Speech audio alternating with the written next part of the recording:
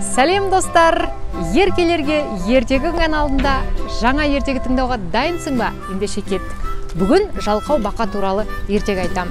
Бұрын бақа өте жалқау болыпты. Тілі қысқа, өзі секіре алмайтын, суда жүзе алмайтын, тек қана жерде, құрғақ жерде мекен ететін болыпты.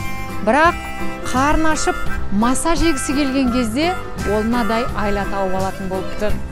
Масалардың барлығын, ай масалар, келіңіздер менің үйіме.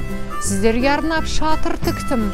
Сендерге керемет, қызықты әңгімелер мен ертегілер айтып берем деп, масаларды жинап алып, әбден шексілесін қатырып, неше түрлі әңгімелерді айтып, масаларды қыран топан күлкіге баулайтын болыпты.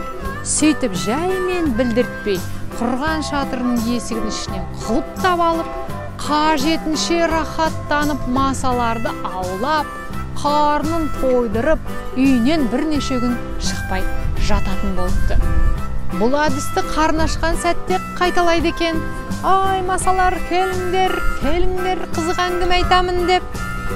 Сөйтіп, бір маса бақаның қу тірлігін байқап қойып, достарына айтыпты. Маса үйіне қонаққа шақырса бармаңдар, оның әңгімелерін тыңдамаңдар, сендердің бастарыңды қатырып, қыран топан күлкіге кенелткенмен кейін жеп алып қарнын тойдырады дейді.